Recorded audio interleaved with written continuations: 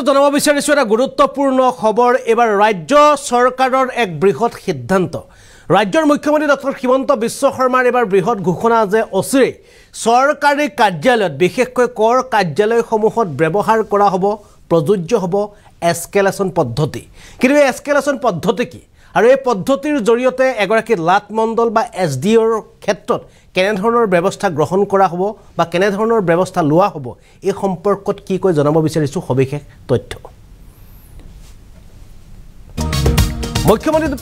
মুখ্যমন্ত্ৰী ডক্টৰ হিমন্ত বিশ্ব শৰ্মাৰ নতুন সিদ্ধান্ত এতিয়াৰ পৰা চৰকাৰী কাৰ্যালয়ত কাৰ্যকৰী হ'ব এস্কেলেট নিয়ম ব্যৱহাৰ কৰা হ'ব কৰ সম্পৰ্কীয় বিষয়সমূহত বিশেষভাৱে প্ৰযোজ্য হ'ব এই পদ্ধতি পূৰ্বে দীৰ্ঘদিনৰ বাবে কৰ কাৰ্যালয়ত কাম ৰৈ আছিল সাধাৰণ জনতাৰ এতিয়াৰ পৰা সাধাৰণ জনতাৰ কাম ৰখাব নোৱাৰিব কোনো বিষয়া কৰ্মচাৰীয়ে ৰখাই থব নোৱাৰিব তেওঁলোকে এস্কেলেট পদ্ধতি অনুসৰি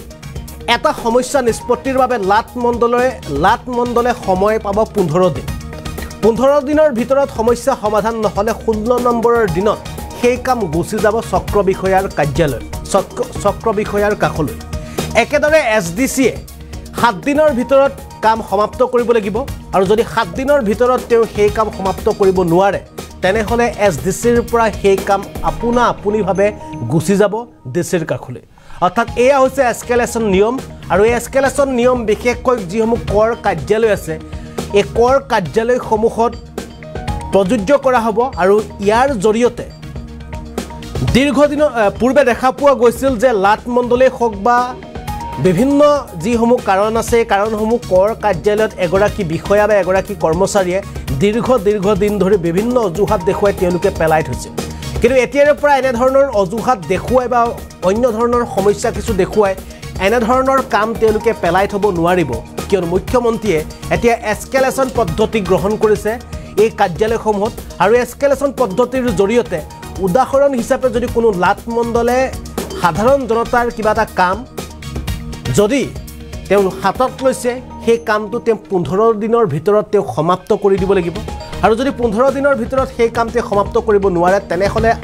আপুনি স্বয়ংক্ৰিয়ভাৱে সেই কাম সাৰ্কুল অফিচাৰ বা চক্ৰ বিষয়াৰ কাষলৈ গুচি যাব ইফালে যদি চোৱা যায় তেন্তে এছডিচিৰ কাষত যদি কিবা কাম আহিছে এই কাম এসপ্তাহ বা 7 দিনৰ ভিতৰত যদি সেই কাম সমাধান দিব নোৱাৰে বা সেই কাম তেওঁ ঠিক কৰি দিব নোৱাৰে তেনেহলে এই পৰি থকা কাম স্বয়ংক্ৰিয়ভাৱে গুচি যাব ডিচিৰ কাষলৈ আৰু ডিচিৰ কাষলৈ যোৱাৰ পাছতে হয়তো ডিচি গৰাকীয়ে জবাবদিহি কৰিব এছডিচিক ঠিক একেদৰে চক্ৰ বিষয়াৰ কাষলৈ মণ্ডলৰ কামটো গুচি যোৱাৰ লগে লগে হয়তো চক্ৰ বিষয়াগৰাকীয়ে জবাবদিহি কৰিব লাট মণ্ডল গৰাকী প্ৰশ্ন উত্তৰ দিব লাগিব লাট মণ্ডল গৰাকীয়ে যে কিয় সেই কাম তেওঁ কৰিব নোৱাৰিলে বা কিয় সেই কাম লাট মণ্ডল গৰাকীৰ কাষত 15 দিনৰ ভিতৰত সমাপ্ত নহল এনে ধৰণে হয়তো এবাৰ লাট মণ্ডল বা এছডিচিয়ে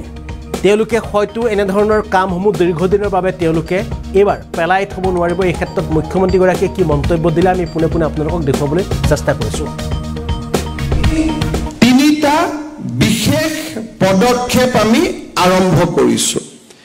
প্ৰথম পদক্ষেপটো হ'ল যে এস্কেলেশন আজি আপোনালোকে জানে যে বহুত সময়ত ৰেভিনিউ ৰিলেটেড মেটাৰ্স বিলাক কোনোবা এজন বিষয়াৰ তাত প্ৰয়োজনীয় সময়তকৈ বেছি দিন তেওঁলোকৰ টেবুলত পৰি থাকে এতিয়া আমি আজি লোৱা ব্যৱস্থাটোৰ জৰিয়তে এজন মণ্ডল বা লাট মণ্ডলৰ হাতত যদি 15 দিন এটা জৰিপৰ কাৰণে থাকিব লাগে 15 দিনত যদি তেওঁ কাম সমাপ্ত কৰিব নোৱাৰে 16 দিনত বিষয়বস্তুটো নিজে সাৰ্কুল অফিচাৰৰ তাত আহি যাব অৰ্থাৎ প্ৰাইভেট কোম্পানীত যেনেকে এস্কেলেশন মডেলে কাম কৰে সেই ধৰণে ইয়াতো এস্কেলেশন মডেলে কাম কৰিব যদি এজন এডিসিৰ টেবুলত এটা বিষয়বস্তু 7 দিন থাকিব লাগে 7 দিনতকৈ যদি তেওঁৰ টেবুলত বেছি আছে বিষয়বস্তুটো তেওঁৰ হাতৰ পৰা আঁতৰি যাব আৰু ই এস্কেলেট হৈ ডেপুটি কমিশনাৰ লেভেললৈকে আহি যাব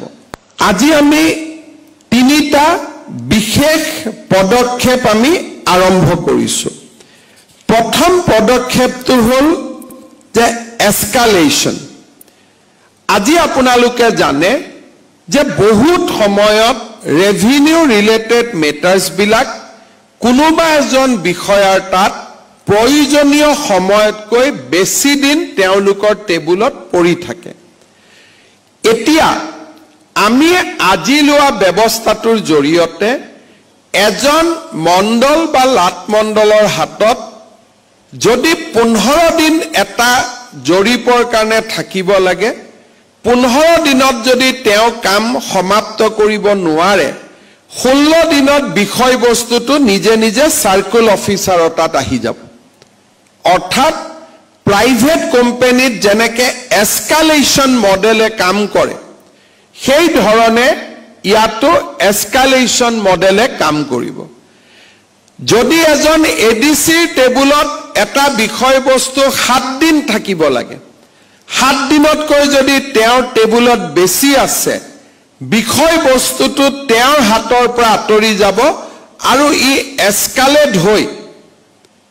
ডেপুটি কমিশনাৰ লেভেললৈকে আহি যাব